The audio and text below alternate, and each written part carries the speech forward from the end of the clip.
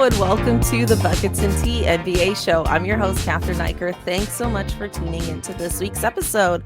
Today we have two very, very special guests. They are both amazing stand-up comedians, actors, friends of mine, friends of the pod. Yao runs 2 monthly shows at Comedy Bar, so please check those out. We've got Yao Attuah and Leonard Chan. How you guys doing? Good. How are you?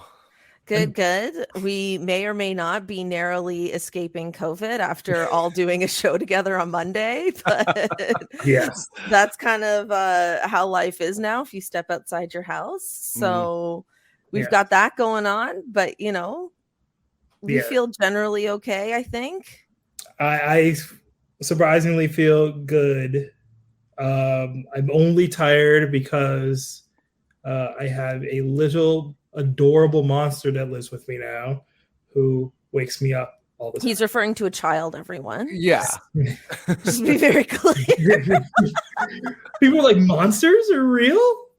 Yeah. I mean, you could be referring to a pet. Yeah. That's true. That's true. I have a Komodo dragon in my living room. It's cool. Yeah, that's true. I don't know. I have a baby girl who does dinosaur impressions all the time. It's oh, that's great. She could She's be like a little raptor. Yeah, she could be a little good luck charm. Leonard, you were making sure everyone knew on Monday night that you won your fantasy league. Congratulations. Yes. I've attempted fantasy twice. Both went horribly wrong. But also, like, I just get too emotionally invested. Not to be like a stereotypical girl about it, but it's just true. Like, I just get emotionally invested in the players. I don't want to trade people. Like, I don't want to do it. So I don't know. What is your advice for maybe people like me or for people who have tried and failed at fantasy? How did you win? How did you do this? What was your approach? My approach is just pure luck. I just drafted the that's greatest not team helpful. Of overachievers. Like, I mean, I think basically everybody who won fantasy this season, like, got drafted Gary Trent Jr. They just all got lucky and got him, and then won the steals categories. Did you have Gary Trent? I did. Jr. That's did. Good. I'm eating a coffee. And then I picked up Caruso. Okay. He was on waivers for some weird reason, so I'm like, yeah. So then, because basically, like, you just want to like lock up like certain stats, right? Like if you can. So really, because I'm in a 9 category like head-to-head league, so it's just like, you know, you want to at least lock up 4 stats as best you can. So like, so I was way ahead on points and 3-pointers. I had like a ridiculous team. I also had Jokic, so I mean that kind of helps. Okay, you had the MVP. The game's highest PER ever. Yeah, it was nuts. So like I had him, and then like I had Miles Bridges, Donovan Mitchell, like Zach LaVine. I just drafted exceedingly well, and then I made like a couple decent moves down the stretch. Like I picked up Pat Connaughton like when he was crushing it, and then I dropped him as soon as he stopped crushing it. And then because I have no feelings towards these players the same way Cathryn does. I'm like, I don't care. They're just numbers. This is how I do, you know, I'm like the Chinese government. So I had and if I see like a better move, I would make the move. Like I had Jalen Green. I drafted him originally, but then I looked at who was available on the waivers, and I was like, oh, Sadiq Bey. I was like, basically the same, just an upgrade. Yeah, and then I picked up Sadiq Bey right before his like 51 point outburst. So I was like, ooh, good timing. So yeah, that's awesome. Sadiq crushed it for me in the last week. Like I needed everything that. So it was close. It was like down to the wire. It for a bit it was, and then like for the last like. And by the last day, it was like. For the last like couple hours, I think it was like pretty much locked up. I was like, well, at this point, Harrison Barnes and Brandon Ingram have to hit like 19 straight shots. I think the one year I did it, Kawhi Leonard was with the Spurs, and that was the year he went down. And then I also had like Gordon Hayward, and then he went down for the season. Oh, yeah. And then that can happen, like injuries, especially this year because COVID, but it affected everybody. I think I also got lucky that not too many of my players went down for extended periods of time. Like I lost John Collins, but only at the end of the season. I always find Russo for most of the season, like for half the season. But like I held on to him actually stubbornly because like I thought, but then when he came back, he wasn't that good, so I just had to leave him on the bench. So right. I was gonna say I always find myself, the problem with fantasy is I draft players that I think are good players. Like you'd want them on your team, but they're not good fantasy players. Like they don't get the stats you need. And I think you do when you're drafting, like in the initial rounds, you just take whoever is best, and then when the later rounds, you look at who you're missing, and then you can also always fill that up with like trades later on. Although I didn't make a single trade this season, but I really liked everybody on my team. Like they were all working together very well. But I got lucky. I got lucky in the draft. Basically, is what happens. So get lucky, draft overachievers. Like Miles Bridges and Gary Trent Jr. did way better than they were projected to at the beginning of the season. But I thought, well, Miles Bridges, it's a contract year, right? He's going to play his face off. So, there was like a media package. We'll get into Raptors stuff coming up, but like there was like a media package that the Raptors like sent to the media, and it included like a Gary Trent Jr. like most improved player, very fancy like comic book style T-shirt. It was really cool. Mm-hmm. So they're pushing for it. I don't know if he's going to get it, but they're definitely pushing for it. Nice. Who's in line for that award? Most improved. Way to go off script, Yao. No, I'm actually not entirely Me neither. sure. It just made me think. I was like, who's even in line for that award? We're in such a Raptors bubble. We're just like, how could it be anyone else? That's precisely it. Hey, it's better than being the Boston sports media. Ugh. That's true. Maybe it'll go to Boston. I don't know. I remember the first season I was your talking facial expression was amazing. Sorry. Just to go back to the fantasy thing for a second, I just remember the first season I was talking to Cathryn about doing fantasy, and I drafted Porzingis. And then I told you about his troubled past. You're like, but what about the rape allegations? I was like, what? He's like, why did you draft? Because I would drop a player if they had those allegations against them. Like, you're not on my fantasy team. I dropped Derrick Rose that same year, the 1 year I did it. I was like, I'm not. That's the one player I dropped. Yeah, and then I found out, and I still kept it. I was like, yeah, but he's gonna give me a double probably. Well, I mean, it's and the 3-pointers. If you don't have them, someone else is gonna have them. Well, yeah, that's what I figured. This is why I'm not cut out for fantasy, I guess. Yeah, because and then I remember too reading the articles that you sent me, and I was just like, oh, so like he just completely got away with it. Yeah, it's actually because the real fantasy in basketball is justice.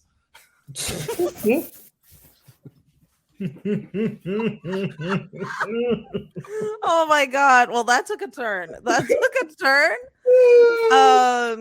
If I ever make my own fantasy league, maybe that'll be the case.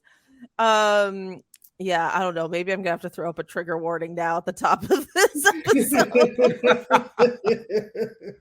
Just to be certain, but yes, I do not care for Kristaps Porzingis, and I've read quite a bit about it. Okay, so let's move on. Happy for you, Leonard, and only you. Hey, look, I did it this year with no criminals on my team. See, and that's karma. That's karma. Okay, so I want to talk about Adam Silver for a bit. He did what I'm assuming is like an end of season press conference, even though there's a few more games left in the season. And there were a few standouts that he talked about. And one, I assume, was in reference to Ben Simmons, but he said over the offseason, they were going to be focused on examining a, quote, trend of star players not participating in a full complement of games. He also stated that he doesn't currently have a solution, but that this is an issue that they plan to address over the off season. He also referred to potentially other incentives for players. I don't know exactly what that would be. But he said the play-in tournament, which he says has been successful for the league, and I tend to agree, was designed as an incentive for people to be competitive down the stretch of a regular season, and for teams that aren't exactly a top 6 or a top 8 to remain competitive, and that he feels that's been successful, and they're going to look at other ways for players to be further incentivized to actually play. I personally have like very mixed feelings about this because I mean, with Ben Simmons, I mean, he claims this was a mental health issue. Some people choose to believe him, some don't, but we don't exactly have proof otherwise. It was just the timing in which that was released to the public that was suspect. But I mean, I don't know. It's like you're not going to just stop people from having mental health issues. But on the flip side, you have guys like, I don't know, like Kyrie or Harden to some degree last season, not more than this season. So different kinds of mental health issues. That is definitely one way to put it. And you have a lot of players that are just like, I'm not going to play this game. And I'm sure this is actually really affecting the league. Like, I personally would hate to buy, tickets to a game and then that star player isn't there, especially when it's a team you only see once a year. Yeah, it was always like when our mutual friend Hisham, who's a huge Lakers fan, he had bought tickets to go see the Lakers versus the Raptors. And he was like, and there was a chance LeBron wasn't going to play. He acted like they won the championship when they won that Raptors game. But Hisham was like, "Hey, if LeBron doesn't play, do you want to buy these tickets from me?" I was like, "Sure." Do you also have tickets to go see Kelly Rowland and Michelle Williams?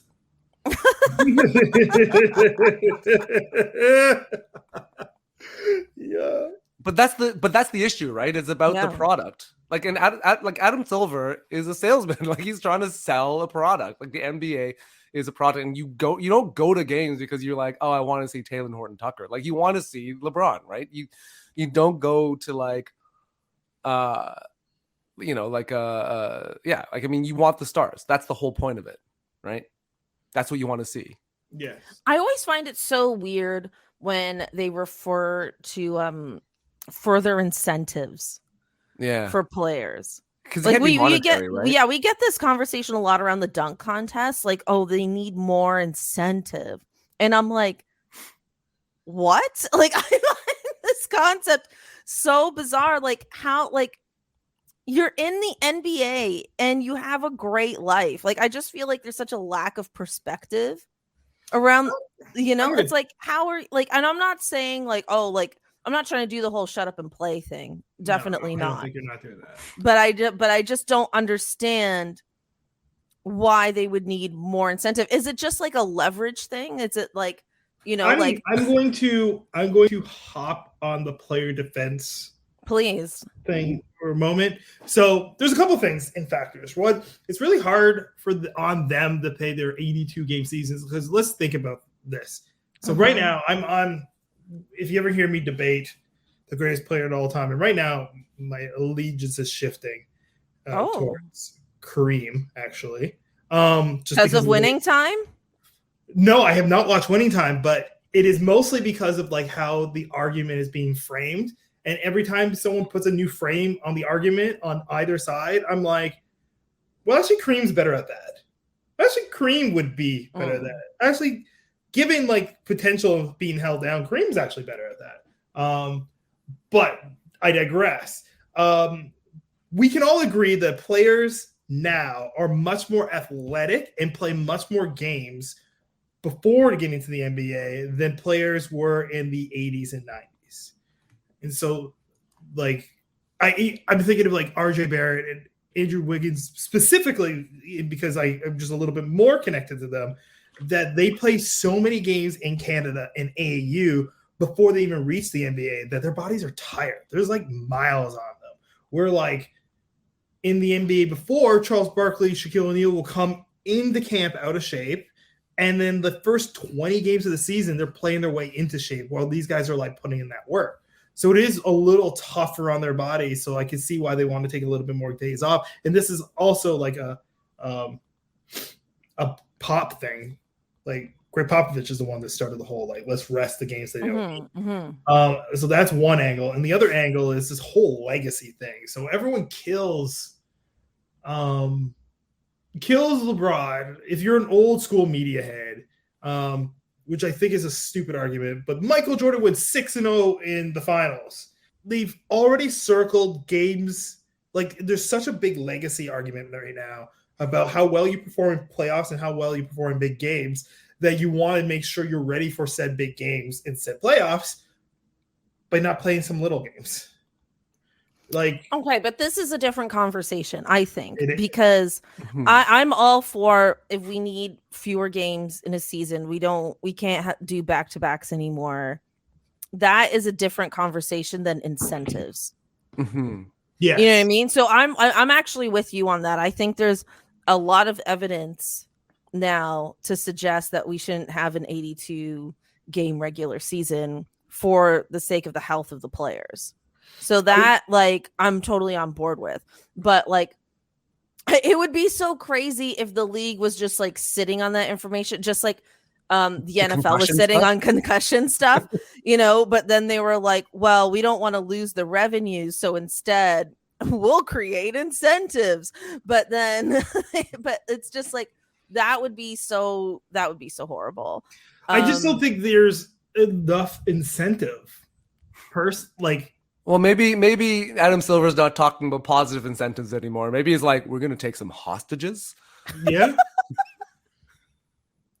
Like there's two ways he can go about it. He could be like, one, hey, we're gonna give you more share of profits if you play. And they're like, okay. Or we're gonna steal your family. It's like one of those two things. or we will prevent LeBron from making Space Jam 3. Or we will fund Space Jam 3. That seems like a bigger threat. Oh my god. I think like I think the league could still be equally profitable with fewer games per season. It would suck for us as fans because the games would cost more. Yeah, and they already cost quite a bit. Like at least here they do, yeah. Yeah, like 300 level tickets cost me $120. Yeah. Yeah. Yeah, so I mean, they could get around it, but yeah, it does mean that the games would cost more for us. And yeah, I don't know, but I anticipate it will be addressed. Like I'm anticipating that there's going to be some sort of change. And also, not to harp on the whole Ben Simmons thing, but he's issued some sort of a grievance with the Philadelphia 76ers over his 20 million lost revenue. Yeah. And so that's going to turn into an investigation and blah, blah, blah. So that saga is not over. Adam said he's staying out of it, which is hilarious. It's just so the opposite. Not that he shouldn't stay out of it, but like it's just so opposite to the David Stern era. Like David Stern would have like ended that. He would have absolutely inserted himself and ended all of this by now. David Stern would have taken hostages. Yeah. David Stern would have taken hostages. David Stern still has hostages, yo. This is why people were like, he is the greatest. He died and nobody knows where they are. I was told my family was coming back. Yeah, you were told a lot of things. Oh my god. Oh my god. Yeah, I can't imagine like Ben Simmons. I can't imagine him getting his money because he very much blatantly violated his portion of the season. I don't think he should get his money back. It'd be insane. Like if I was like, I don't want to do my job. I know I signed a contract, but I'm just not going to do my job. Yeah, it's the thing with him. He would have a case if he was like, I can't play, but he cited that I will never play and I am not coming back because I don't want to play games here anymore. Yeah. And then was using mental health. I mean, like I'm not saying that he didn't have any issues, and I'm never going to go down that train of like going, are you sure? But you did start your whole conversation with being like, I can't play here anymore. Yeah. And so for them, they're like, yeah, we did what we were supposed to based on the CBA. In fact, they paid him more. Mm-hmm. They were supposed to take more money from him, and they just like decided they wouldn't. And they're like, work with our doctors. And he refused to work with their doctors. And so at that point, you're like, okay, you didn't do everything you wanted to. So he needed an Uncle Dennis. Yeah, I'm not. He needed an Uncle Dennis. He didn't have an Uncle Dennis. That was his problem. Yeah. I mean, I think with him, like, I think both things are true. Honestly, like, I think, you know, just because you have mental health issues doesn't mean you're not a bit of an asshole in other ways. Honestly, that's true. Like, I just think both things are true.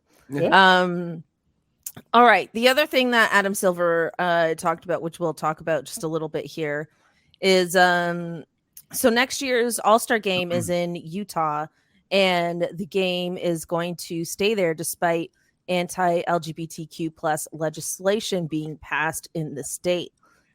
This is in contrast to in 2017 when there was an anti-LGBTQ plus legislation bill attempting to be passed in Charlotte, and the NBA moved that All-Star game in an attempt to have some sway in that bill. And when asked about this, Adam Silver basically said that in the Charlotte situation, the league had a chance to essentially make a difference. And I guess to some degree they did. Whereas in Utah, it looks like this bill has already been established. I kind of interpret this as they were just too late to act. And I might go so far as to say is I think that's deliberate on their part. I think the experience in the bubble, as much as they were trying to stand up for what was right, and they did, it didn't equal in revenue. And I think the league has been quietly moving away from having a woke stance on certain things, quote unquote, a woke stance on certain things, in an effort to remain profitable and competitive with leagues like the NFL. That's my personal opinion on this. People may disagree, but you know, to me, there was a very stark contrast between when the bubble ended and when the next season started, which was only a few months apart. Suddenly there was no Black Lives Matter messaging on the court, things like that. The Raptors did just do a Pride night recently, which is very exciting and good for us. A game that we were supposed to go to together. I know, I canceled for a very mediocre stand-up gig, and I'm filled with regret.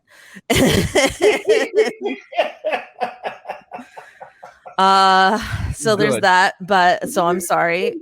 And honestly, had I known that that it was going to be that good, like I saw some clips afterwards, and it's like, oh, there's like drag queens here, and some of them were on Canada's Drag Race that I recognize and stuff, and I was like, oh damn. Yeah, it was a good game.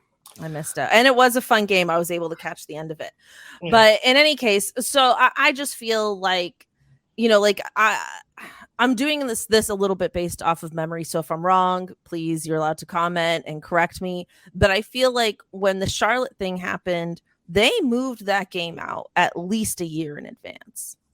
Mm-hmm. Like it wasn't something that they spontaneously did like last minute. That like this, like they were on top of it. Mm-hmm. And yeah, it didn't happen like last minute. So for them, I think they just decided to strategically be a bit quiet about it. Now it's too late. We're not moving the team out of Utah, obviously, or anything like that. So we're just going to go ahead and do this. So it's for me personally, I find it a bit disappointing. Mm-hmm.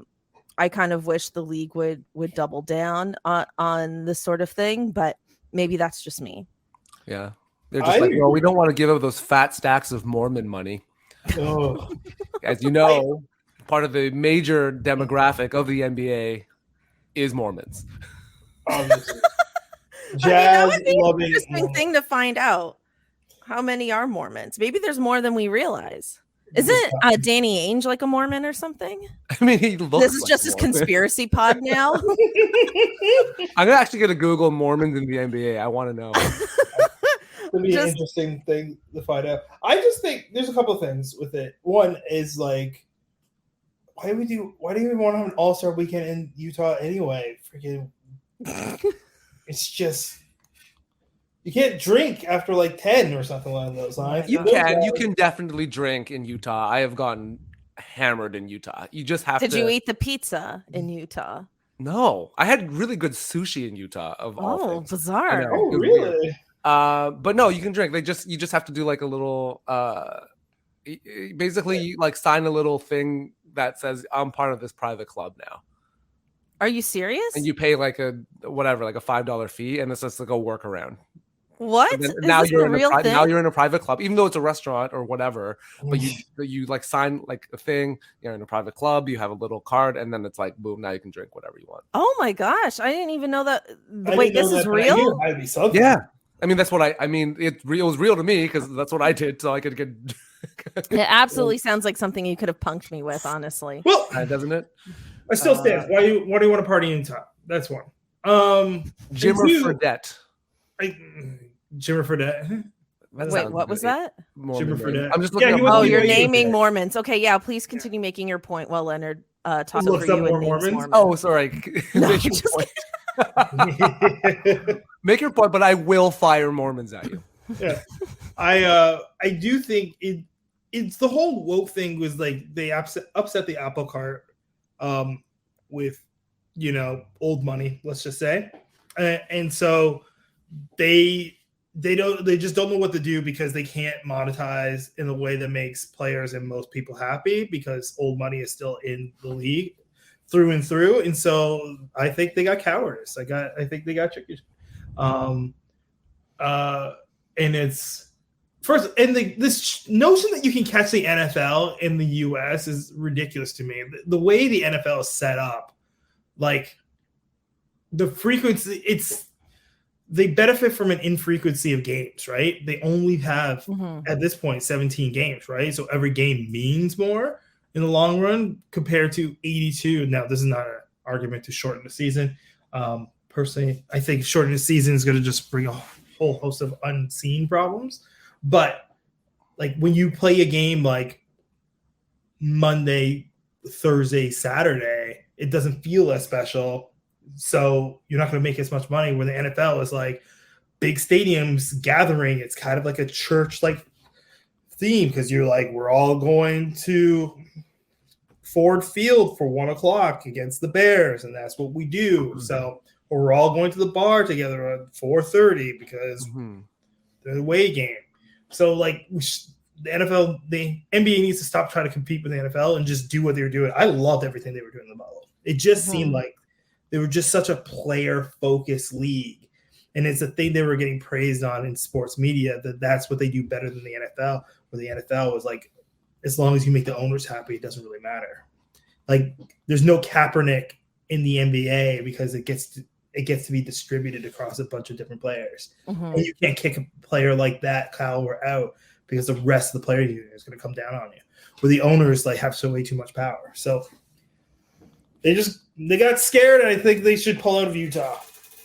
Bring the game to Toronto again. Everyone actually liked the All-Star game in Toronto for some reason. We just had the coldest weekend on record, but otherwise we had the second coldest All-Star game. I went to the All-Star game in Chicago. That was cold. It was so much colder than it was in Toronto. The 2021? Yep. Right before the world ended, I was in Chicago. That was cold. That was way colder than Toronto's All-Star weekend. Well, okay, that aside, yeah, I completely agree with you. I feel like Leonard wants to jump in here. Well, I'm just curious, if they shorten the season, what does that do to player contracts? Like, because now you're just going to pay them the same amount to play like less. Like owners would never do that. It would have to be. They would lower the contract. Yeah, like they would have to being insane. I mean, I guess the argument would be they're already playing less. I mean, that's true. But at the same time, that's not true of all players. Like, no, of course, right? I mean, obviously, some of the big contracts, sure, but like, I don't know. Like, yeah, it's complicated. It is very complicated. Like, there would have to be way too complicated because like they would slash it to a degree which the players wouldn't be happy with. There'd just be so much going on. There's so many different things. So you have to like put asterisks in the record books. Like, the records just wouldn't be like touch ever again because there's 10 less games or whatever. Oh yeah, like I mean Steph Curry was already untouchable, but it'd be even more so. It'd be like, oh, you got to do this in like averages. Yeah, there'd be like the sports stat and like the economics of it doesn't make sense. So I don't think it's gonna happen. Yeah. Okay, let's move on from the Adam Silver stuff, but I just thought it was a very interesting interview that he did, and he touched on a lot of things, and I'm very curious to see if he's gonna change things in the off season one way or the other. But for now, let's focus on this current season. I feel like next week I'm going to do a full playoff preview because they start the following weekend. But for now, I want to know from the two of you, which non-Raptors team are you looking forward to the most in this playoff season? It was Chicago. I was like, why did this answer come with such a deep sigh? I was not expecting that. Oh, I have one very clear one, but it's like, what have I done? Who is it? Yeah. I want to see Milwaukee repeat. Oh. Okay. I mean, like it's hard to root, like really like kind of root for them because like in theory, the Raptors should get them. Like realistically, our ceiling is a second round hard out, like a tough out in the second round, and I feel like that's what we can get to, and that's what I imagine. Especially if we get Chicago or Philadelphia in the first round. I don't think we're gonna get Chicago. I think they're falling too far. Yeah. I don't trust Philadelphia, so I like them in a 7-game series. But then we all like Philadelphia. Yeah. And then Miami, I think we have a chance against Miami. Cry again. Yeah. But like Milwaukee, Giannis does everything right. That you just want him to just like pat that legacy, so you have the supporting argument about how great he is, and that's what I kind of want to see. I'm not the person like to root for like the best team. I hate the Yankees. I hate the Patriots. The Cowboys don't win, so who cares? I'm throwing shots at everybody. Just no one's safe. But I do love seeing great players in their prime. So I really love watching LeBron win, even though like he was playing against us. It was like, well, since he beat us, I want him to win now. And I feel the same way about Giannis. Like I want the best player in the league to win, and he's not in New York. So not the best team, just the best player. Yeah. I think they're the best. You almost contradicted yourself in that. No, they're not the best team, quote unquote, on paper. Phoenix is the best team on paper. Yeah. But I don't think they can beat Milwaukee again because Giannis is just such a force. Yeah. Well, I mean, look, the idea of a Bucks Suns rematch is definitely not off the table, like at all. Yeah. Like when that whole series happened last summer, I was like, we're never seeing that again. And it's looking more and more likely that could very easily be the case. So I think for you, I don't know why you entered this question with such I'm interpreting as pessimism. Like you just felt really like when you walk into a therapy session and you're just like, oh, like it's been a week. And I'm like, no, you actually have so much to be excited about. I agree. Like everybody loves an underdog. So I'm with you on that. And the Suns have emerged as sort of the clear favorites, I think, going into all of this. Yeah. But I think coming out of the East, absolutely the Bucks could come out of the East. I don't think that's to be heavily doubted. And I think you're in for a very fun few months. Again, that's the East. I want the Raptors to win the East. I feel like well, I mean, I want a lot of things. But let's stay in. How many injuries would have to happen? Like Durant would have to go down. Pandemic would have to come back and eliminate every other team. Basically the way the Lakers won their championship. Oh my god, that's true. Actually, people don't put an asterisk on that because they're like, oh, it was the bubble. Everyone was in the bubble. I was like, yeah, but so many injuries. Anyway, Leonard, how about you? Well, you know what? Like I wouldn't mind seeing Chris Paul get his ring. Yeah. Right. Or Ja Morant, actually. But Chris Paul's been Ja will have plenty of chances to get his ring. Ja will have many chances. Um, Yeah, I mean, I think it's like it really feels like it's shifting that way, doesn't it? Yeah, but I mean but I felt that last year. This is the thing. Like I was like, oh man, I want Chris Paul to win his ring, blah blah. And then just watching Milwaukee play, I was like, oh no, It was like, Rocky IV when all of a sudden the crowd's like, oh no, we're gonna root for Rocky now. And now I was just like, I can't root against Giannis. Like this dude, like I just can't root against him. No. So and then yeah, like my mindset completely shifted somewhere around like game 4 or something like that. I was like, now I want Milwaukee to win this thing now. Yeah, and I felt like when they had the fans outside the stadium, I mean, sure they copied us a bit, but it looked great. You know what I mean? Like they had so many people out there. It looked amazing. Like they just had the vibes. Yeah. And then no disrespect to Phoenix Suns fans, but whenever the camera went onto the crowd inside that stadium, they all looked like they could have been extras in Breaking Bad. Like, they all looked like they walked out of Breaking Bad right into that stadium straight up. I was like, wow, Phoenix fans have a look. They have a look. They do. Accurate. Milwaukee copying Jurassic Park, and it was noted somewhere else. Like I don't remember where. Someone else is like, Toronto fans are crazy. Fans will gather outside the stadium, and the Milwaukee started doing it. But at the end of the day, they were like, look what Toronto's doing. Let's copy them because that's a good thing to do. And I can't fault them for following like a good lead. Yeah. Are you a Clippers fan too now, or? Ugh. Well, the Clippers, they be clipping. Hey man, Paul George is back. Norm Powell's back. They got rid of Pat Bev, so that's fun. Yes, they got rid of Pat Bev. Yeah. I can't believe I almost saw him live with you, Leonard. Yeah. I really dislike Patrick Beverley. Anyway. Yeah, wait, Leonard, we didn't get your team. Who are you excited to see? I always like Denver, and I like the Jazz, even though, they're the LGBTQ thing. Are you a Mormon? You haven't named yourself yet. Am I a Mormon? Yeah, you forgot. I will neither confirm nor deny my beliefs. I'm going to Google it. And whether or not I feel that ancient Jews set sail from America to America. Oh my God. Or that I will one day get my own planet. But I will neither confirm nor deny.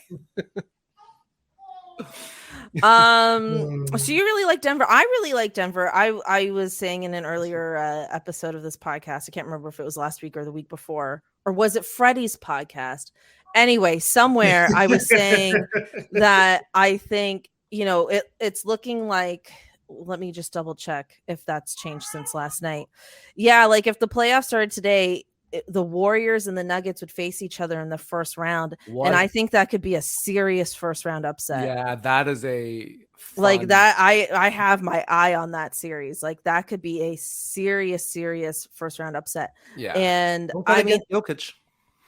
Like earlier in the year, I was honestly like, wow, like the Warriors could win it all. Like they looked incredible, but they've just had too many injuries. And it was like one of those like, oh, are we about to watch one of the greatest comebacks in sports history? And then it's like, oh, no, we're not. No. That's been disappointing, but I agree with you. I think people are sleeping on the Nuggets. I think they could make, I don't know if they're going to the finals, but I think they could make some serious waves in this year's playoffs. Yeah, doesn't agree. Yeah, he doesn't agree. He's like, look at him. He's like, I don't see it. They have a higher ceiling than the Raps, I think. The Nuggets? Ugh, no way. No way. I'll take that bet for sure. Nuggets are making it out of round one. Come on. I mean, against the Warriors is going to be. We'll see. Okay. In all fairness, I have not checked Steph's. No, it is the Warriors. But when I last checked, it said he was out indefinitely. So I don't know if that's changed or not. Who?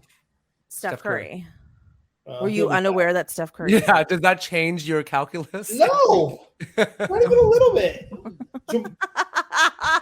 Jamal Murray comes back, maybe you could persuade me that they'll take 2 games, but geez, nah. Wow. I think the problem with the Nuggets, besides being the Nuggets, is they're just not built for the playoffs this year. They got decimated by injury. So, like, I don't think Jokic is going to be when he has too much focus on him, it's going to be over. But a huge part of his MVP case is the fact that they lost 2 out of their top 3 players, and they're still 6th in the West. Listen, there's one other MVP that came from a 6 seed. I'm not even happy about this. It shouldn't go to someone below a 4 seed. I stand by that. I still believe it. I don't care about historical president. Jokic is not the MVP. It's so bothersome to me. Wow. So I didn't know you were so fired up about this. I mean, here's the thing. I don't think you should put it like, like they have to at least be a 6th seed or a 4th seed, because there's differences in the Eastern and Western Conference, right? Mm-hmm. Like, I think it's more fair to be like, you have to win at least 50 games. Like, I think that's a more fair barometer, because I mean, like, so like the 76ers have their 4th, but their records are almost identical. They're just 2 games apart. I don't necessarily think it's fair to be like, oh, you have to be a 4th seed. It should be by number of games. Doesn't make you feel valuable. You know what I mean? Like, if you're on the road in the first round, it doesn't feel valuable. And also, like, those top 4 seeds have a lot more going right for them than anybody below that top 4 seed line. So, like, I don't think the 76ers have more right going for them than the Denver Nuggets. Embiid should be MVP, though. But he's a top 4 seed, so in your new rules, this is a very spontaneous conversation. Much more eligible, and in my case, I would still back that. I don't think he is the MVP. I think Giannis should be MVP. Giannis is 1. Luka is 2. Wow, Luka is not even in the conversation. Luka is now in the conversation. What are you talking about? They're 4th seed right now. You know what I think they have less injuries. You and the 4th seed are like. I think what's happening is we're riding different algorithms. Honestly, we are. I've been saying this since Russ got his MVP for averaging a triple-double. Everyone's like, but look how less they had. It was like, so I guess the question is, like, how are you defining the V of MVP? Yeah. Right? Like, is it, and the value is raising your team. Value to the league? Is it value to their position? Is it value to, like, what is it, right? Because, like, you know, like, certain players. But I mean, it should be a combination of all those things. I agree. I'm just wondering what Yao's. Oh, me? Oh, you're wondering me? It's putting your team in a position, in the best position possible to make a deep playoff run. So you can't be on the road in the first round. That's what my problem is. If you're on the road in the first round of playoffs, there are people that are more valuable to their team than you are to theirs. Okay, I guess here's the question. If, like, because everyone says, I guess the argument I've always heard. I think the way you look at it, right, is like if you just like look at these teams, if like the 76ers don't have Embiid, if Milwaukee Bucks don't have Giannis, if Denver doesn't have Jokic, how much worse does it get for those teams relatively? First of all, I knew you were going to say that argument, because everyone goes, what if you took X player off a team? If you took Lonzo Ball off the Hornets, they would be a lottery team. Is Lonzo, not Lonzo. I mean, Lonzo Ball LaMelo Ball off the Hornets. He's not been playing all season, no? LaMelo Ball. Well, they're 10th, so I mean, that's 10th. Not a strong argument. But they're 10th, right? How much further are you going to go?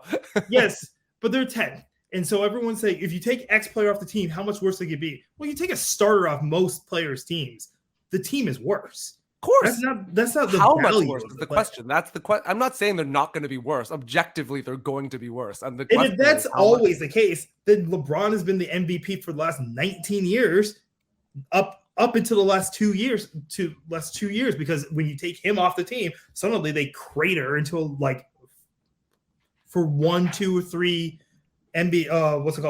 draft picks. So it's not so much like taking the player off the team, it's elevating your team to a position, right? And so if you're not good enough to elevate him to at least home advantage in the first round, that you could probably go to those top 4 teams in either conference, and I'm still sticking with that, and find someone who has elevated their team in a statistical and significant way to declare them the most valuable player. Giannis, Luka. This is Way just better examples. anti-Jokic propaganda. But it's fine. I'm not against your Giannis argument, but But in any case, you got to also realize that PER is the PER stat and efficiency stats overvalue rebounds, which is why it's like centers are very high up on them. And like, what's it called? Bohan for the longest time was historically the most efficient player ever in the NBA until like 2 years ago. They over rely on different things. So you can't you got to take some of that stats with a grain of salt. Yes, I've been all over this for a while, so I could go on for days. Let's not. We won't. Yeah, I mean, the sentence overvaluing rebounds is pure propaganda. But anyway, that's fine. We're gonna move on. Yeah. I mean, it's really silly to want to get possession of the ball.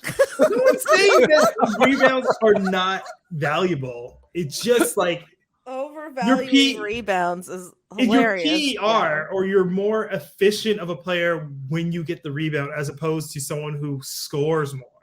When the objective, you know how it's really hard to score when you don't have the ball. Yes, but to just get the ball, Dennis Rodman is a much more efficient player than, let's say, in the 90s, Dan Marley, who is not a great player, but Dennis Rodman never scored, and Dan Marley can give you 15.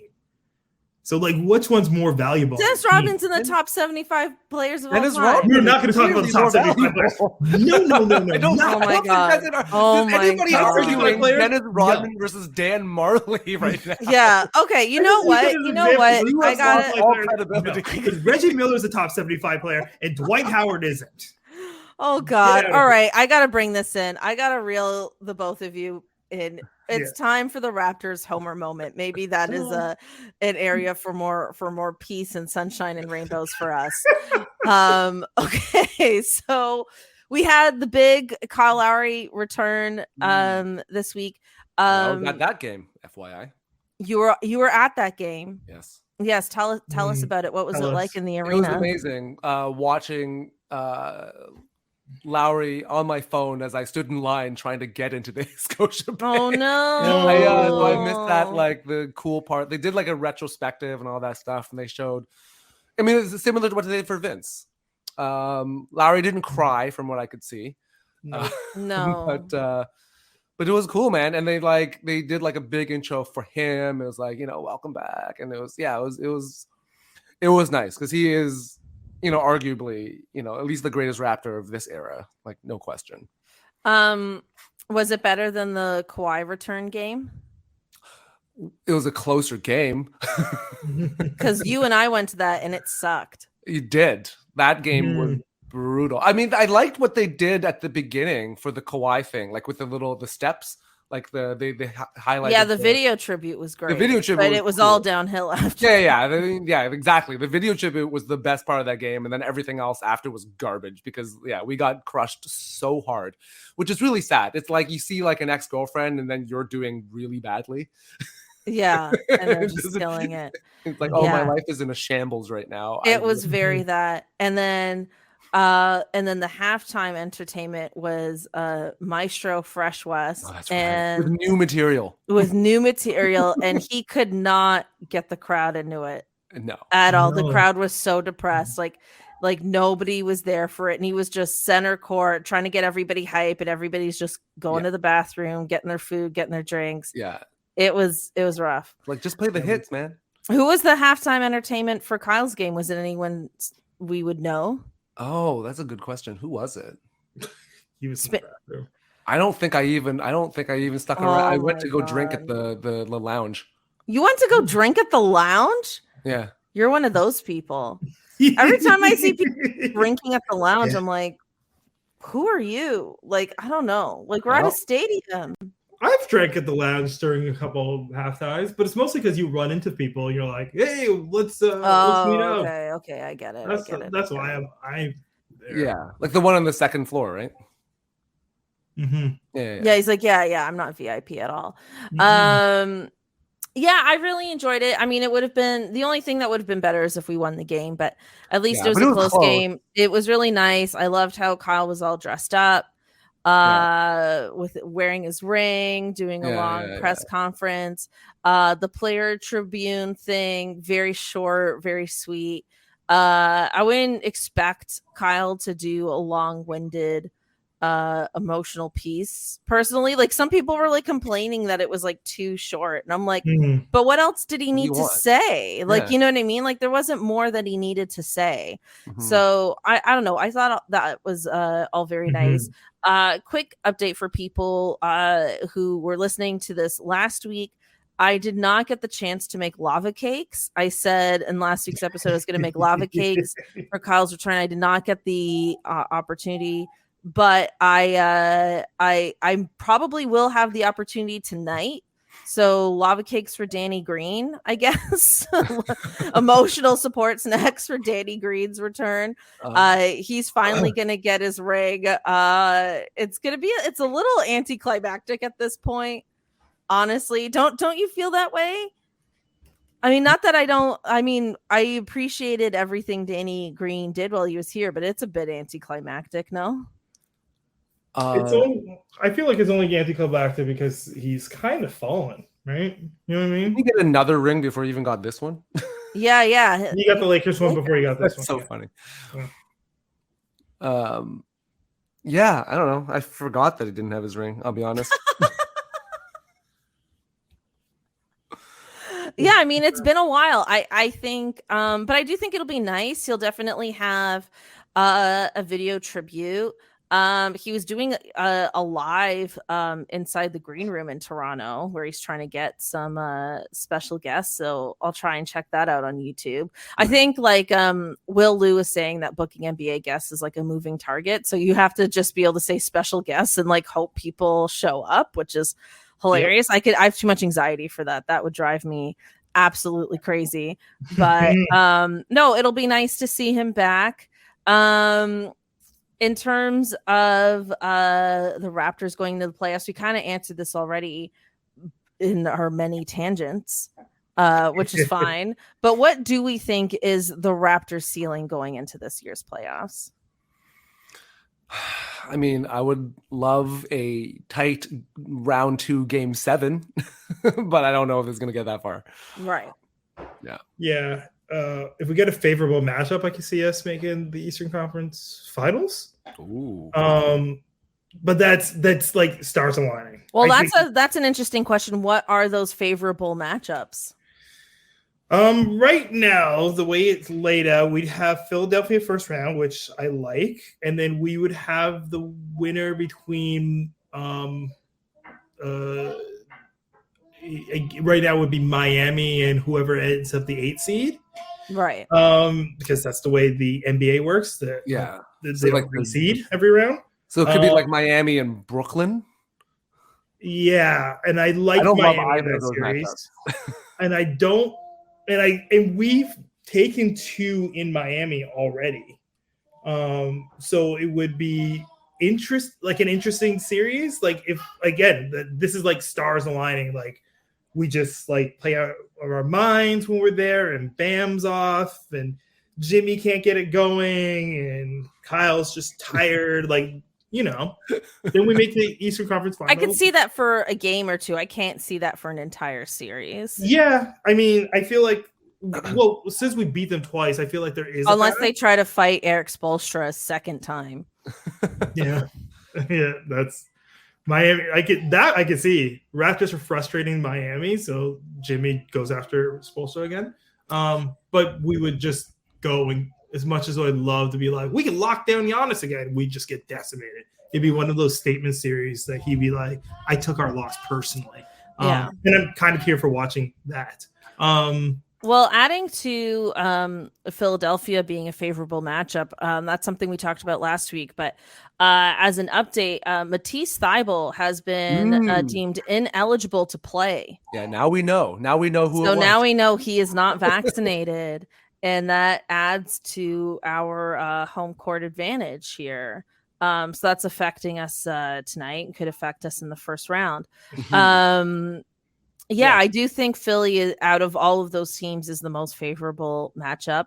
I do see a world where we could potentially win that series. I do think they're going to be a hard out, though. I don't think it's going to be like easy. No, but not. I do think we could win that series. I mean, it would be the most shocking thing if the Raptors won a second round season or series, wouldn't it? Like, it's already shocking that they're not in the play-in. Like, I think, the second half of this season, post All-Star break, the Raptors have absolutely been the most surprising team in the league. Oh, absolutely. And you know what's interesting? Like, when you watch, I watch other games, and like the number of times, like, commentators and other sports teams mention the Raptors was just drastically going up, like at the second half of the season. Yeah. Like, oh yeah, you guys, you can't sleep on these guys, blah blah blah blah. Like, oh my god, they're playing so well, blah blah blah blah. And it's like, it was clearly a shock. Yeah, their long, annoying switching defense is what everyone was starting to talk about. I think it's great. Fred came out. He did an interview and he was saying how during the All-Star game, the guys took a vote and said the Raptors were the most annoying team to play against. Isn't that wild? Yeah. I can say that. Baby, your crush. Nick Nurse, baby, my crush. Dr. Nurse, baby. Yes. Actually, well, you know what? We might as well move on into our final segment, which is the Nick Nurse Hottie highlight of the week. So here's the thing. So last week I talked about how Nick Nurse is technically a doctor. He has a doctorate, and I don't know why we're not calling him Dr. Nurse. Will Liu and Alex Wong on the Raptors show talked about how the Raptors have a nickname problem. And I said I was going to message Alex Wong and be like, hey, man, we need to start calling Nick Nurse Dr. Nurse. And then he responded to me and said, we have to fix the players' nicknames first. And then I wrote back again and said, what if we face Philly in the first round? Because then we have Doc Rivers and Nick Nurse. And then if you call Nick Nurse Dr. Nurse, it's like you're kind of owning him. You know what I mean? Like, we got to do that. And so then he was like, okay, yeah, maybe if we face Philly in the first round. I don't know. I don't understand the hesitation. It's right there. Yes, we need to work on the player's nickname. Sure. But it's right there. Maybe I don't know. So maybe I need to message. You're right. Maybe I need to message Alex Wong again. Maybe Raptors Republic will clip this on social media and I will make sure he sees it. And I'm like, hey, buddy, what is going on? No, I don't know. Maybe I am being too pushy. Do I just have a pushy Nick Nurse agenda at this point? Is that what this is? Am I that person now? Since you made me aware that he has a doctorate, I made sure I said it on the last podcast I was on. There we go. So it's catching on. So in theory, yes, it's catching on. I think Dr. Nurse works, and it's a doc that has earned that.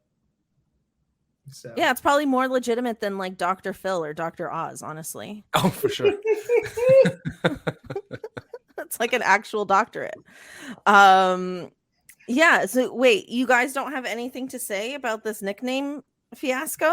Well, it's hard to. I mean, I agree that it should happen immediately. Oh my God, you're just saying that because you're my friend. No. No.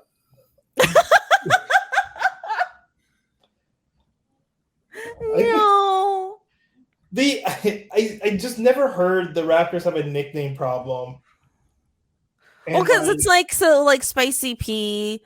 Pascal doesn't really love that nickname. Yeah. No, but like we can't keep calling Fred VanVleet Freddie All-Star. Like, he's an All-Star now. That's true. You know what I mean? So it's like Freddie was horrible. Yeah, like that. It's just one of those things. Is like nicknames are weird. like Kevin Durant doesn't like any of the nicknames he was ever given. Yeah, but he seems particularly prickly. Listen, I you have to listen to other podcasts, but I've ever given Kevin Durant his flowers for the first time ever in a public setting, where I've never given his flowers. But I'm sure he's waiting for you specifically. Yeah. Hey, He's waiting for your specific flowers. He might be. One of his burner accounts social media. One of his burner accounts might be. I don't think we have a nickname problem because nicknames need to come around organically, and if they don't come around organically, then they feel forced. It likens me back to the Chuck Swirsky days where like everybody had a nickname, and I'm like, give it a rest. Come on, not everyone needs to be called something. Like I don't remember that. I mean, I remember the onions and the salami and cheese. I don't remember him in the nicknames. Maybe I blocked that out. Sandwich ingredients. Yeah. Yeah. It's just a 24/7 deli. If you remember watching broadcasts back then, it was all about like giving these guys these nicknames that would last like maybe a week or two. It was just get over it. Where it's like Vince Carter's half man, half amazing, which was more a title than a nickname.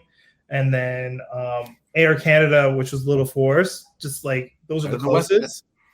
But like Vinsanity was the best one. Yeah. We landed on one eventually. Yeah. Well, we've been calling Pascal Spicy P for like 3 years. And yeah, I didn't know he hated it.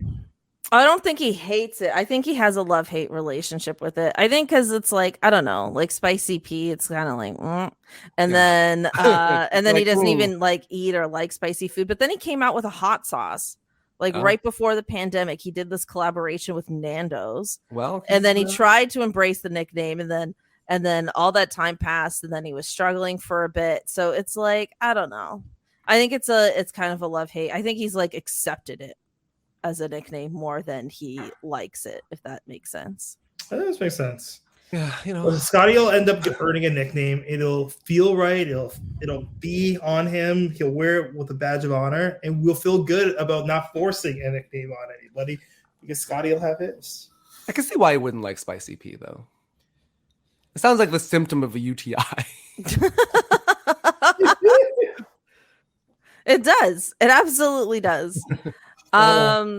Well, I mean, I guess all of that is to say, I don't think calling Nick Nurse Dr. Nurse is forced. I feel like it's right there. No. And Doctor or Doc? Doc Nurse. I do like Doc Nurse.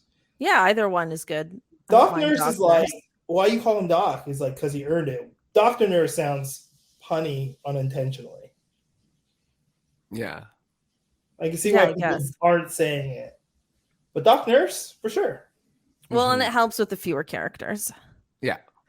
Yes. All right. Well, this was just kind of an awkward ending to this episode, honestly. Hey, you know what? Let's end it on a high note because I didn't get to my Raptor Homer moment, and I know I didn't because I was like, "Ooh, I did not mention this." But, okay, please.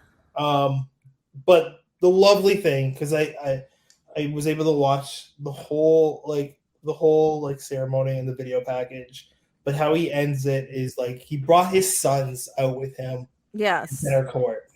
And I think that is just like such a big thing. One, pull those kids out of school to come back to Toronto. And two, like it was kind of like this like big, this is your home. We're going home now, kids. Like let's go see some friends from home. And it was just kind of like this whole in family moment. Like it was so important to him to be home in a center court that he had to share it with the two people that he cherishes most of the world. And I think that was everything to me that Kyle brought to the franchise. And that's a legacy and that imprint we were able to see on this team going forward is there. And it just made all the sense in that moment. And for me, it was important. Call me a sap right now because I'm dealing with big dad feelings, but I really thoroughly enjoyed it. That's my Homer moment and the most positive I'll be in this podcast. I absolutely love that. That's a great note to end on. So thank you, Yao. Where can people follow your anti-Jokic propaganda on the internets? You can follow me at Yao Experience on Twitter and Instagram. You can talk. We will talk all about why Giannis is the real MVP and why every vote for Jokic is a stab into the MVP legacy. You fucking monsters that live and die by PER, go away. I love it. And Leonard, where can people find you on the internets? I'm on socials at the Leonard Chan. Rebounds are important. You'll understand why. You'll understand why by following him. Yeah. No, thank you both so much. This has been so much fun. Honestly, we've had a bit of a ride of a time here, but a great time nonetheless. You can follow me at itsme_Cathryn, spelled Cathryn. Thanks so much, and we'll be back next week. Bye. Bye.